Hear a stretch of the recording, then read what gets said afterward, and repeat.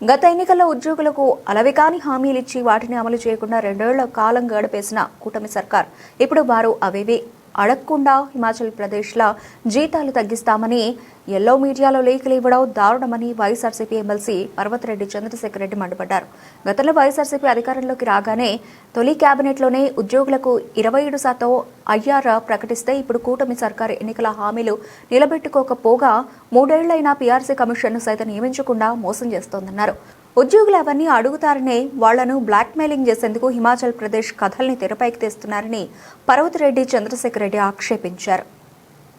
ఏ ప్రజా వ్యతిరేక నిర్ణయం తీసుకున్నా కూడా ముందుగా ఎల్లో మీడియా ద్వారా లీకులు ఇప్పించి దాన్ని ప్రజల్లోకి అందరికీ తీసుకెళ్లిన తర్వాత ఆయన అమలు చేసేటువంటి పరిస్థితిని మనం గమనిస్తాం.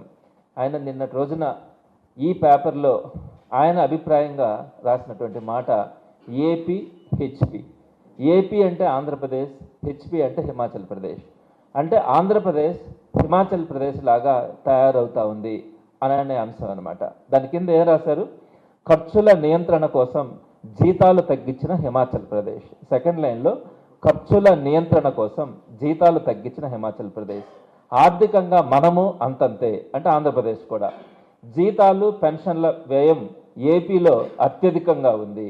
ఇలాగైతే మనది హిమాచల్ ప్రదేశ్ లాగానే రాష్ట్రాల సొంత ఆదాయంలో ఉద్యోగుల జీతాలు పెన్షన్లదే అగ్రబాట. ఆర్థిక పరిస్థితి ఇలాగే కొనసాగితే ప్రభుత్వ ఆదాయం ఉద్యోగ జీతాలకు కూడా సరిపోదని ఆర్థిక నిపుణులు హెచ్చరిస్తా ఉన్నారు. ఈ పరిస్థితిలో రాబోయే రోజుల్లో ముందుకెళ్లే పరిస్థితి ఉంటుందని చెప్పి నిన్నటి రోజున ఈ పత్రిక చదివిన తర్వాత చంద్రబాబు నాయుడు గారు ఎంత కుట్ర చేస్తా ఉన్నారో ప్రభుత్వ ఉద్యోగుల మీద అన్నది అర్థమవుతా ఉంది. గత ప్రభుత్వం వైఎస్ఆర్సీపీ ప్రభుత్వం జగన్మోహన్ రెడ్డి గారు రాగానే ఐఆర్ 27% మొట్టమొదటి క్యాబినెట్లోనే ఇచ్చారు. మొట్టమొదటి నెల నుంచి కూడా దాన్ని ఇంప్లిమెంట్ చేసినటువంటి పరిస్థితి. అలానే కోవిడ్ టైంలో కూడా ఇంచుమించుగా 2 సంవత్సరాలు మనకు కష్టాలున్న 1వ తేదీ పెన్షన్గా నో వర్క్ అయినా కూడా జీతం